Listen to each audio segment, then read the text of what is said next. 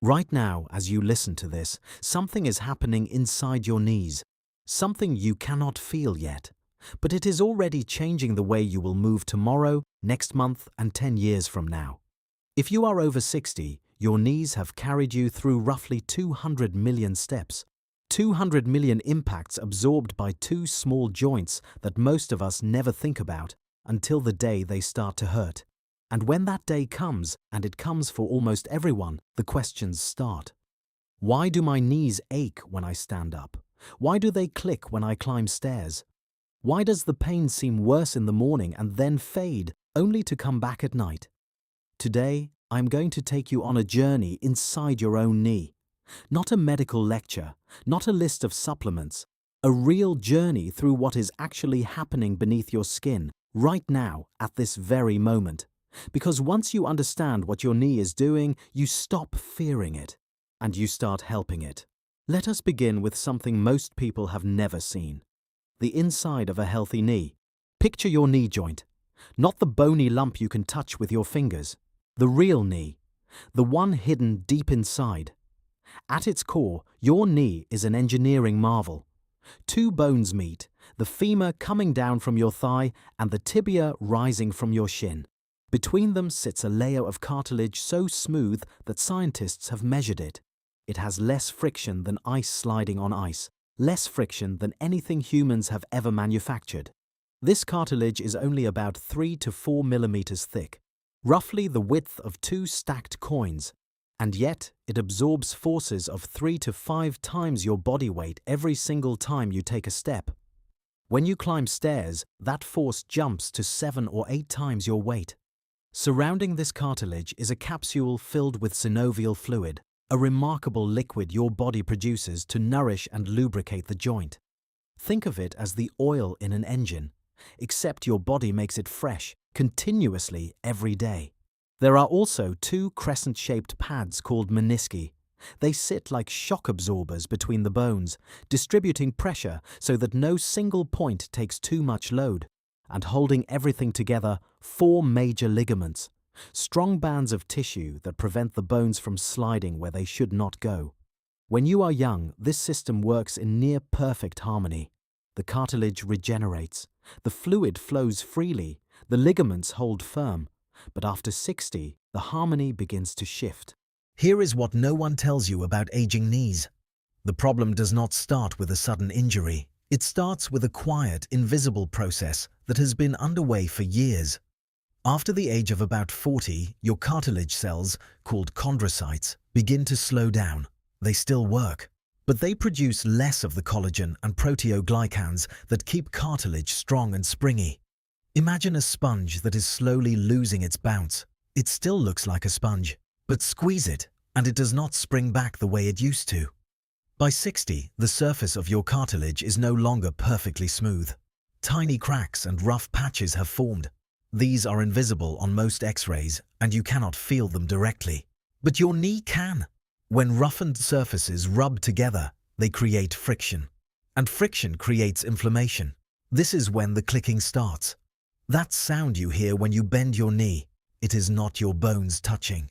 It is roughened cartilage surfaces catching against each other, or tiny bubbles of gas popping in the synovial fluid as pressure changes inside the joint. At the same time, your synovial fluid is changing. It becomes thinner, less viscous. The oil in your engine is losing its thickness.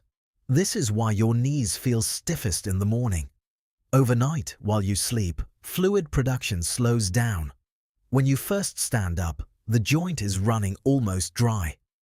After a few minutes of movement, fluid production increases and the stiffness eases. Your knee is literally warming up its own lubrication system. And there is one more change happening that most people never learn about. The bone underneath the cartilage, called subchondral bone, begins to thicken and harden. Now let us talk about the real enemy. It is not wear and tear, it is inflammation.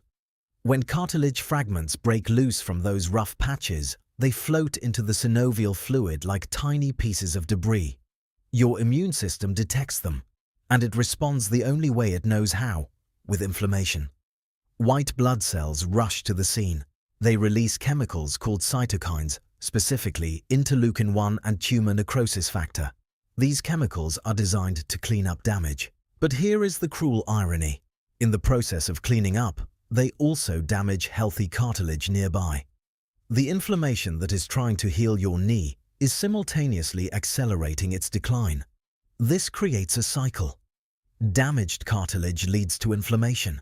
Inflammation leads to more cartilage damage. More damage leads to more inflammation. Doctors call this the degenerative cycle of osteoarthritis. And by the time you feel consistent pain, this cycle has often been running silently for 5 to 10 years. The pain itself is more complex than most people realize. Cartilage has no nerve endings, none. You cannot feel your cartilage being damaged directly. The pain you feel comes from the structures around it.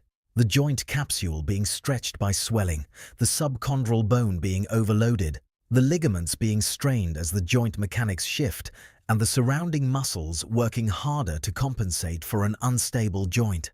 This is why your knee can look perfectly normal on an X-ray and still hurt terribly.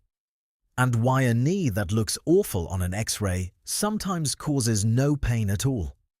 Pain and structural damage do not always match. So what can you actually do about all of this, more than you might think? First, movement.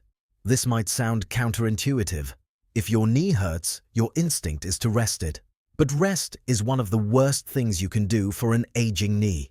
Here is why. Cartilage has no blood supply. None. It receives all of its nutrients from synovial fluid, and synovial fluid only reaches the cartilage when the joint moves. Every time you bend and straighten your knee, you are essentially pumping nutrition into the cartilage. Stop moving, and you are starving it. This does not mean you should run a marathon. It means gentle, regular movement, walking, cycling, swimming, or simple chair exercises is not optional. It is how your cartilage survives. Second, strength. The muscles around your knee, particularly your quadriceps, act as shock absorbers. Strong muscles absorb impact before it reaches the joint. Research from the Framingham osteoarthritis study showed that people with stronger quadriceps had significantly less knee pain, even when their cartilage damage was the same as people with weaker muscles. The joint looked the same on scans, but the experience of pain was completely different. Third, weight. Every single pound of body weight translates to roughly 4 pounds of pressure on your knee joint when you walk. Losing even 10 pounds removes 40 pounds of force from your knees with every step. Over the course of a single day, that adds up to tens of thousands of pounds less pressure. Fourth, temperature. Warmth increases blood flow to the tissues around the joint and makes synovial fluid more viscous. A warm compress in the morning before you start moving can make those first steps significantly less painful. Cold is better after activity to reduce any inflammation caused by movement. Here is what I want you to remember from today. Your knee is not falling apart, it is adapting. The changes happening inside your knee after 60 are not a disease. They are your body responding to decades of remarkable service. And the fact that you can feel these changes, the stiffness, the clicking, the occasional ache, is not a sign of failure. It is a signal. Your body is asking for something different, not less movement. Different movement, gentler, more consistent, more intentional. The most important thing you can do is not to find the perfect supplement or the perfect exercise. It is to understand what is happening. Because when you understand your body, you stop being afraid of it. You stop avoiding movement because you are scared of making things worse. You start making choices based on knowledge, not fear. Your knees have carried you this far. Through every walk, every dance, every flight of stairs, every moment of your life that required you to stand and move.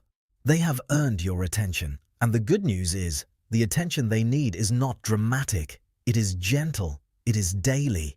And it starts with what you now know. In my next video, I am going to show you 7 foods that are quietly increasing inflammation in your joints and what to eat instead. Some of them will surprise you. If this helped you understand your body a little better today, consider subscribing. I release a new inside story every Monday and Thursday. Your body is changing. Let us understand it together. I will see you in the next one. Take care of yourself.